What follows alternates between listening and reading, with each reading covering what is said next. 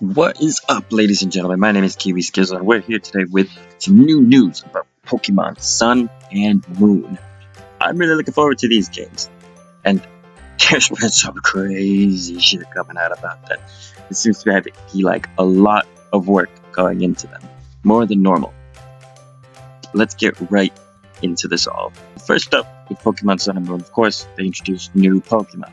First one is Null, or Type Null, they call him. I'm not exactly sure why they call him Type Null. I'm thinking maybe you can change his type later on in the game so he becomes like Fire Null or Dragon Null or Steel Null. I don't know, that's just a small speculation. But as of right now, he's a normal type, which just looks a little weird since he looks like he could be Rock, Steel, and maybe Dragon with that tail back there. His ability is Battle Armor, which prevents against critical hits, which definitely comes in handy when you don't want to get fucked over by some of those. Next up, we have this little guy right here. This is Jangmo-O. He's a dragon type with the ability Bulletproof, which prevents the user from being affected by ball or bomb moves. Or you can come with Soundproof, which grants immunity for sound-based attacks like Growl and all that crap, all that annoying stat-lowering stuff. It looks like if he gets evolutions later on, he could be part electric, just based on this little layout right here. He also looks like he might be this generation's 3-stage or 2-stage, however you look at it, 3-stage dragon type Pokemon. Looks like he can have an evolution after that and then a final evolved one after that, since that seems to be kind of like a theme they go with every generation. Next up, we have another Alolan form. This time it is Raticate. We got the Rattata Alolan form last time, and I personally didn't like it very much. I think Rattata's not Pokemon that I use a lot. I used it once back in the earlier games, and it did its job. It's actually pretty decent, but it's not something I'm going to go out and get now just because it has this new form. Anyways, Raticate now got one too, as I expected, and I'm sure most people expected as well. This being a dark and ground type with the abilities Gluttony, which eats berries later on. It'll eat them at like 50% health instead of 25% health. Or Hustle, which increases your attack by 50% but lowers your accuracy by 20%.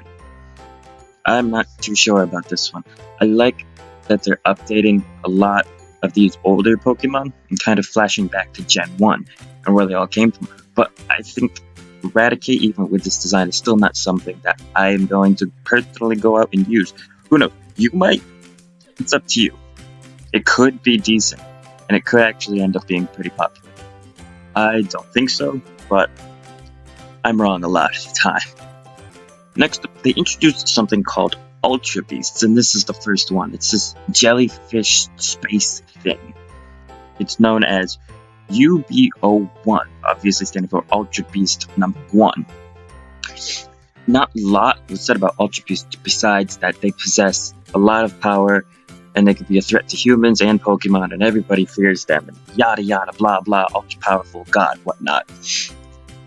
I like the design of this. I think it's really cool that they're adding this kind of new species, this kind of layer of Pokemon that wasn't really there.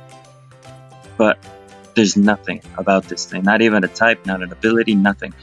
A lot of people so far think that it can be related to Lily, a character who was introduced in one of the other earlier trailers.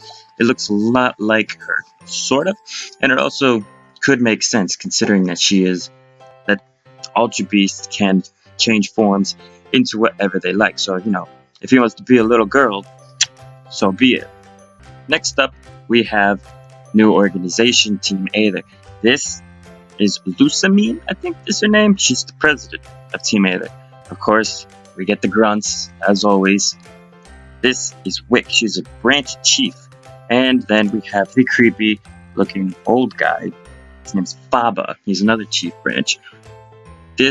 I don't really know how they're going to play into this, really. I don't know obviously if they have grunts, you're going to be fighting them. So I don't know if they're another evil organization. I don't like the way Lusamine looks. I think she looks kind of like bitchy and mean.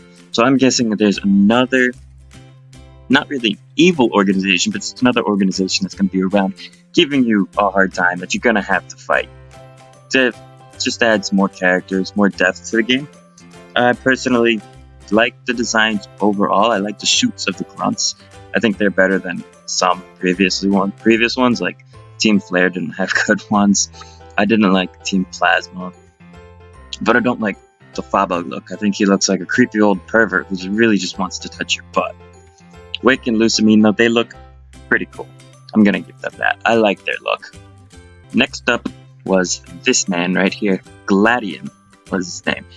He was listed as the of Team Skull Enforcer. So he's obviously one of the top dogs in Team Skull, which is weird because he seems kind of young. Seems like he's just like 13 or 14. He's just an angsty teenager. He's like, I'm gonna start an evil organization. I'm gonna take over the world. Me. I hate you, Mom, for grounding me. Me. Not a lot was said about this guy or what his role is. He just said that he's a Team Skull Enforcer. So obviously, he's gonna cause a lot of problems for you and your Pokemon and your friends and yada yada blah blah. You're gonna see him a lot probably throughout the game, and then at the end of it, you're probably gonna kick his butt like you do with every organization leader. One more thing with Sun and Moon is they have this new feature. It's kind of like Pokemon Snap. You can like take pictures of wild. I'm not exactly sure how it works. And in the trailer, it showed taking pictures of Pikachu at a Dragonite, and people can like your pictures and stuff.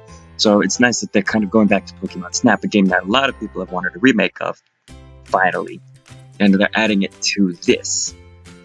So yeah, and with that, that's basically everything that was stated in this new trailer. I'm personally really excited for this game. I think they're going to be really good. I think they're going to be really great.